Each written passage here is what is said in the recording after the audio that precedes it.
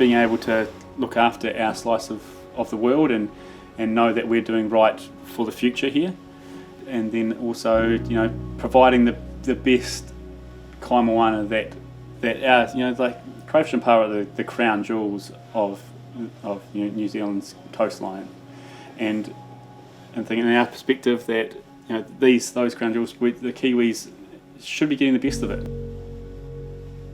We're just on the start of Te Awiri station, which runs up to Pahoa, about 10k north.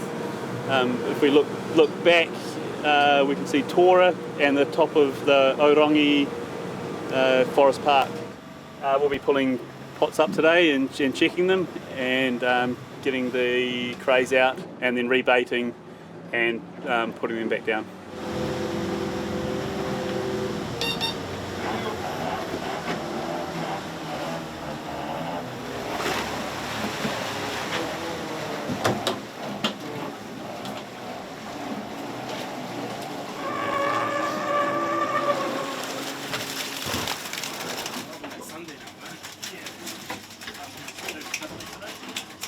Things are getting away, the old anode holders.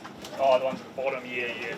I think it's just having a mindset about looking after the product and any sort of fish or any sort of animal. And if you pick something up, I've always think, say with crayfishing and with crayfish, I don't know, I remember my rugby coach saying to me, soft hands when you catch the ball. It's the same with the crayfish.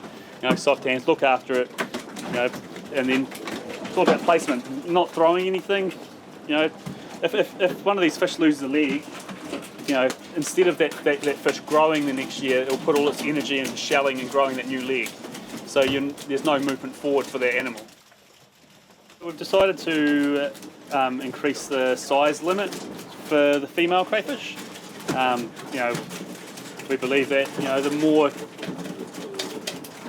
more opportunity they get to stay in the ocean and to reproduce, the more eggs they'll produce, and that means the more crayfish we'll have in the future.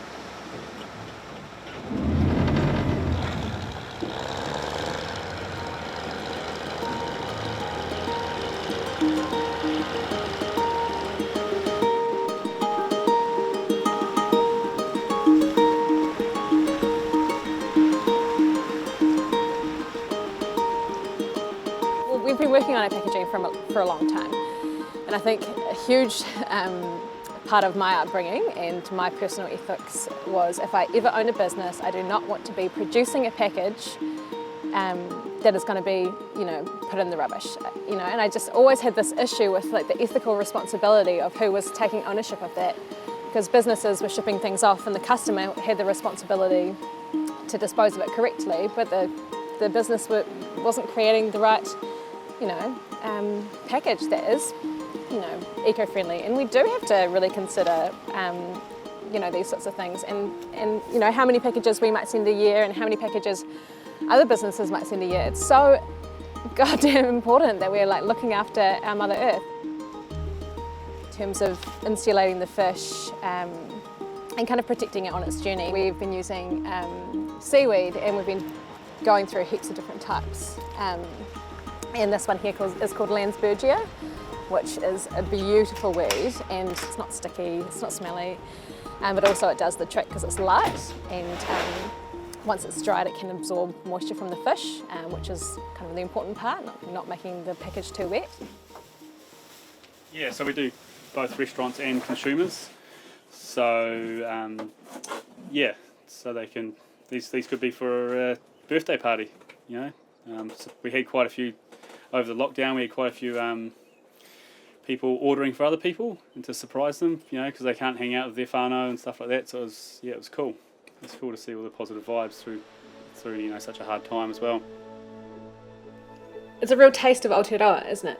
It's one thing that we have, especially power as well. It's so historic in terms of our. No, pau is like the best steak you can get from the ocean. it's a stunning product. There's some sort of connection with those products from our coastlines that, you know, have a beauty and they taste amazing at the same time. So. And like New Zealanders should be enjoying the produce that we have here. Frying some paua with garlic and butter. So just slice it thinly, fry it up on a hot skillet, and it's pretty much done. We're just boiling some crays, so we usually boil the crays for about 7 minutes, so wait until the water comes back to the boil, and that's 7 minutes after that point. Little crayfish popsicles, which we're going to crumb, and Cray pops. yeah, cray pops.